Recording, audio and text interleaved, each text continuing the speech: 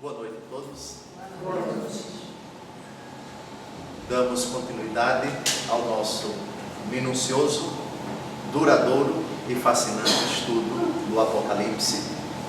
Hoje, com a graça de Deus, vamos terminar o capítulo 4 e, se Deus quiser, começar o capítulo 5. Terminamos no último vídeo o versículo 7.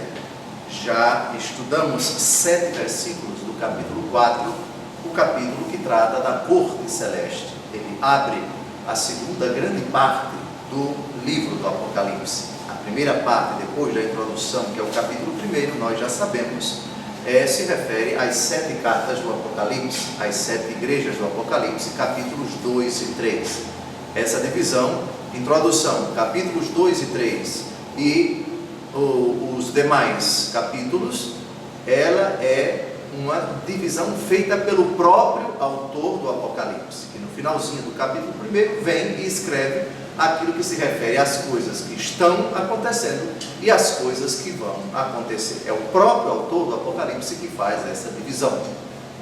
Divisão que nós percebemos, por exemplo, na Bíblia Ave Maria. Segunda parte, o futuro do mundo e da igreja. Vamos ao versículo 8 do capítulo 4. Estes animais tinham cada um 6 asas, cobertas de olhos, por dentro e por fora. Não cessavam de clamar dia e noite: Santo, Santo, Santo é o Senhor Deus, o dominador, o que é, o que era e o que deve voltar. Para nós não esquecermos, estes são os 4 animais já citados na visão de Ezequiel, capítulo 1. Um animal tem uma face humana, o segundo animal é semelhante a um leão, o terceiro animal é semelhante a um touro e o quarto animal é semelhante a uma águia. Citamos no encontro passado Santo Irineu, bispo de Lyon, que viu nesses 4 animais a simbologia dos 4 evangelhos e já expliquei por que determinado animal se identifica com determinado evangelho. Recordando a corte celeste, nós temos na glória Deus assentado no seu trono, nós temos os 24 anciãos, nós temos os 4 animais, enfim, esse é o contexto do capítulo 4. Esses 4 animais, que significam toda a criação, toda a obra de Deus, a obra criada de Deus, eles têm cada um 6 asas. De novo, eu evoco obsessivamente a cada um dos irmãos, a cada um dos internautas, que a palavra-chave para a interpretação do Apocalipse é simbolismo. Apocalipse capítulo 1, de 19 a 20. Simbolismo.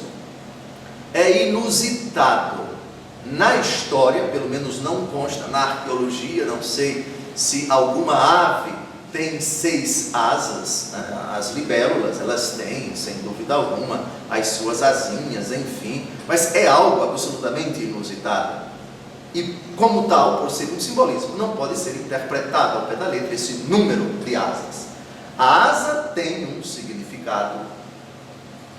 Vamos a Isaías capítulo 6, versículos de 2 a 3, para ver o que significam essas 6 asas. Os serafins se mantinham junto dele. Cada um deles tinha 6 asas. Então vejam que aqui não é uma novidade. São João pega uma imagem que já existia no Antigo Testamento. Como, aliás, ele já fez várias vezes até o capítulo 4 e vai fazer dezenas de vezes até o último versículo do Apocalipse. São João conhece profundamente as profecias e se utiliza dessas imagens. Com um par de asas velavam a face, com outro cobriam os pés e com o terceiro voavam.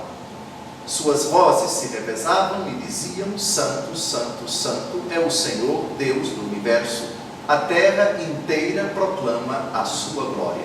Serafins, vocês sabem que é uma das categorias, uma das hierarquias angélicas.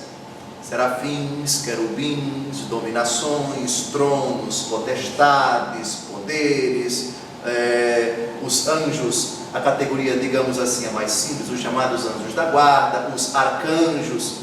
Na palavra de Deus, em vários versículos, nós temos uma hierarquia angélica, e aqui temos os serafins. Vocês se recordam, no encontro passado, eu deixei uma deixa sobre a interpretação das asas. As asas são aquela parte da ave que é movimentada quando a ave precisa de se deslocar. As asas existem para que as aves se desloquem, para que as aves voem. 6 asas, uma grande quantidade relacionada à disponibilidade de se deslocar. É a criação, 4 animais, toda a criação, pronta, disponível a imediatamente acolher Deus, o seu plano, o seu desejo. 6, porém, é 7 menos 1. 7 é a plenitude, é a totalidade. Por isso, a imperfeição, que se contrapõe à perfeição, à totalidade, é própria da criação. Deus é 7, Deus é perfeito, Deus é a plenitude. A criatura não se identifica com ele. O 7 não se aplica à criatura, e sim o 6. 6 asas. Apocalipse, capítulo 6, tem uma passagem a respeito dos olhos. Já vimos isso no encontro passado. Havia ainda diante do trono um mar límpido como cristal, diante do trono e ao redor 4 animais vivos cheios de olhos na frente e atrás. De novo eu insisto, não interpretemos ao pé da letra um animal com 6 asas, com olhos na frente dele e atrás dele. É uma simbologia. O que significa essa grande quantidade de olhos? Toda a criação, em êxtase, está profundamente ansiosa em descobrir, em saber o que Deus vai lhe revelar. Abundância de olhos. O que é o olho, senão a parte do nosso corpo por meio da qual nós contemplamos, nós apreendemos, nós descobrimos, nós experimentamos, nós testemunhamos os fatos, as coisas. Se bem que não apenas os olhos, mas é, por assim dizer, a principal parte do nosso corpo que se interessa em apreender aquilo que está acontecendo ali onde ele se encontra. Cheios de olhos, a criação toda, 4 animais, asas, está ao mesmo tempo em expectativa, grande expectativa, cheia de olhos, e pronta para acolher, para acatar, para cumprir, para obedecer à ordem do Senhor. E esta prontidão, essa imediatez é significada pelo número 6, que se refere às asas.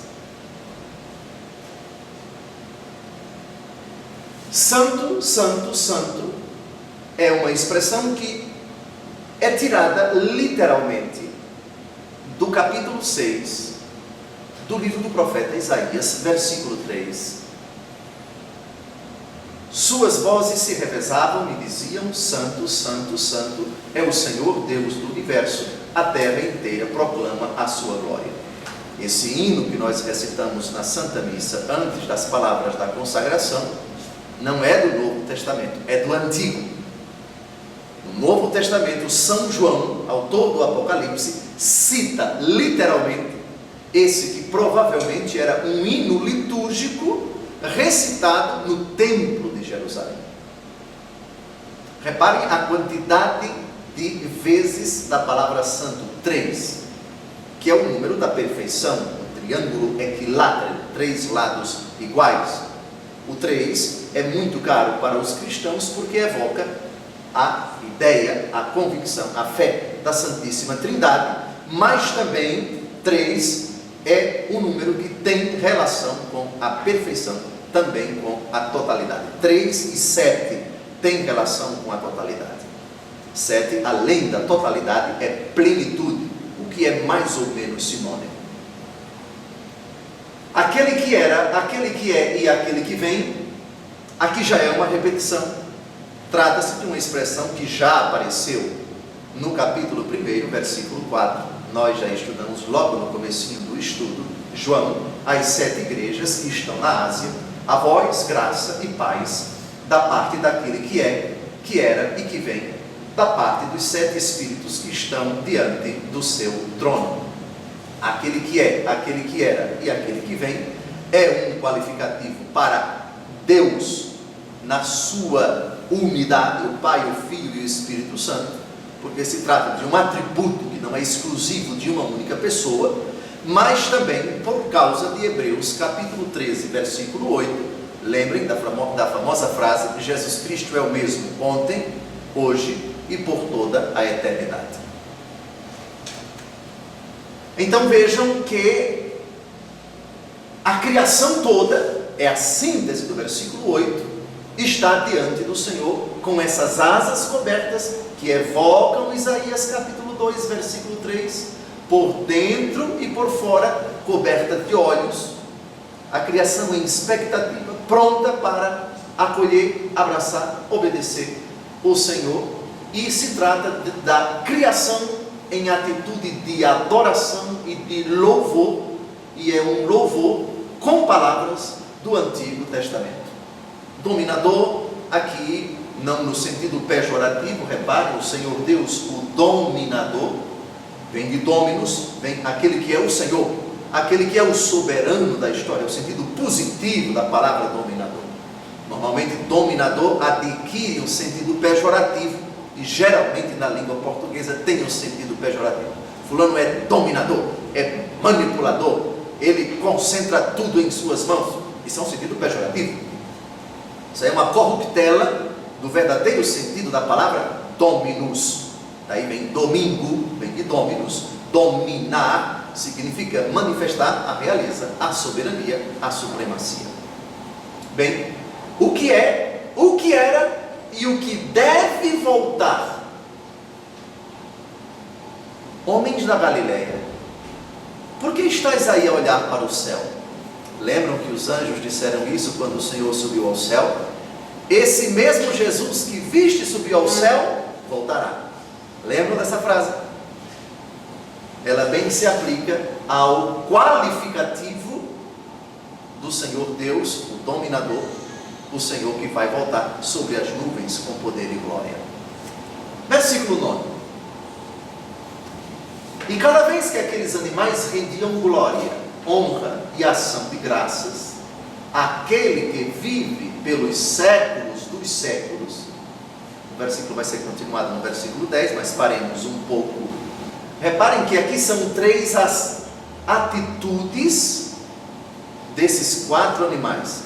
Repito, 4 evoca a imagem de um quadrado, 4 lados iguais. Os animais que representam toda a criação. Quando se fala de 4 animais, toda a criação está ali representada neles. O homem evoca a ideia de inteligência, o touro, a força, o leão, a audácia, o destemor, e também o rugido. Jesus é o leão da tribo de Judá, e também a águia, que sobe às alturas, que vai aos píncaros, a humanidade que é capaz de atingir os pontos mais altos, a humanidade criada para Deus, a humanidade que tem a capacidade de Deus. Vejamos, esses animais dão glória, honra e ação de graças. Quantas atitudes? 3. 3 atitudes. Há um simbolismo por trás disso. 3 atitudes que toda a criação deve para com Deus, a saber, reconhecer a sua grandeza e majestade, glória. Dar glória a Deus significa reconhecer que Ele é grande e que Ele é majestoso. E se quisermos usar outras palavras parecidas, esplendor, magnitude, grandeza, incomensurável, enfim, tudo o que evoca as dimensões que ultrapassam a nossa pobre lógica e a nossa pobre capacidade de mensurar. Grandeza, majestade, grandiosidade, imensidão, incomensurabilidade, etc. Imperscrutabilidade, enfim. Está claro? Dar glória a Deus é precisamente isso. Segunda atitude, exaltar a sua infinita dignidade, é honrá-lo. O que é honrar uma pessoa? É preservar, conservar, reconhecer e exaltar o prestígio que ela tem. Então, se eu digo que o seu Brito é um homem honrado, eu estou dizendo que ele é um homem que tem predicados merecedores de reconhecimento das pessoas decentes. Se eu digo que a dona Rosinha é uma mulher honrada, ela tem honra, ela tem prestígio junto às pessoas de bem. Então, a honra é o prestígio que um ser tem junto a pessoas honradas. Está claro? Está claro o que significa honrar? Muito bem. E a terceira atitude, manifestar a eterna gratidão pelos benefícios recebidos. Ação de graças. Ou, numa linguagem bem rasteira, agradecimento. Pergunto, na missa, há algum hino em que essas 3 atitudes aparecem juntas? O glória. Se vocês repararem bem, nós vos louvamos, nós vos bendizemos, nós vos adoramos, nós vos glorificamos, nós vos damos graças por vossa imensa glória. E aí vem a honra. Senhor Jesus Cristo, Filho unigênito, Senhor Deus, Cordeiro de Deus, Filho de Deus Pai, etc. Vós que estáis à direita do Pai, de piedade de nós, nós vos damos graças, etc. O glória, ele concentra essas 3 atitudes fundamentais de toda a criação, não somente os homens. O Salmo 18 diz que os céus narram a glória de Deus e o firmamento anuncia a obra de suas mãos. A própria criação exulta, louva, bendiz, honra e agradece a Deus pelos benefícios recebidos. Então se trata, vejam, de uma liturgia celeste de extrema beleza. No céu, a criação constantemente tributa ao Senhor, seu Criador, seu Redentor e seu Santificador, estas atitudes que são imprescindíveis para nós aqui na terra. Que seria de nós cristãos se constantemente não glorificássemos, honrássemos e agradecêssemos a Deus por todos os benefícios recebidos de sua bondade. Muito bem, vamos ao penúltimo versículo desse capítulo, que continua, o versículo 9. Os 24 anciãos inclinavam-se profundamente diante daquele que estava no trono e prostravam-se diante daquele que vive pelos séculos dos séculos e depunham suas coroas diante do trono, dizendo: Tu és digno, Senhor nosso Deus, de receber a honra, a glória e a majestade, porque criastes todas as coisas e por tua vontade é que existem e foram criadas. Eu citei os dois por razão óbvia, porque o parágrafo, o versículo 10 não acaba aí, a frase acaba no versículo 11. De novo, os 24 anciãos, vamos recordar a aula passada, eles são os representantes da humanidade redimida pelo sangue de Cristo e santificada, que já faz parte da glória. são os representantes de toda a humanidade. Se os 4 animais são os representantes da criação, os 24 anciãos são representantes da humanidade. 24 já sabemos por quê. Por 3 motivos: 12 tribos de Israel, 12 apóstolos da nova aliança. E no encontro passado, não sei se vocês se recordam, nós falamos das 24 classes sacerdotais extraídas do primeiro livro das Crônicas, em quem São João, autor do Apocalipse, se baseou para colocar esse número 24. Não é o momento de recordarmos o primeiro livro das Crônicas. De novo, São João, com grande habilidade e profundo conhecimento do Antigo Testamento, junta 12 tribos de Israel, 12 apóstolos do Cordeiro, 12 mais 12, 24, ele soma e em certas ocasiões ele multiplica. No capítulo 7 nós vamos ver 12 vezes 12, quanto é? 144. Vezes 1000, 144 mil. Mas deixemos isso para o capítulo 7. Aqui fiquemos com os 24 que já apareceram, já foram citados no encontro anterior. Eles se inclinam profundamente, em atitude de adoração mesmo. Inclinar-se profundamente, segundo os judeus, segundo os orientais, não é ajoelhar-se num genuflexório como nós fazemos aqui. É um gesto muito mais profundo, é dobrar os joelhos no chão e com os joelhos dobrados, colocar o rosto em terra.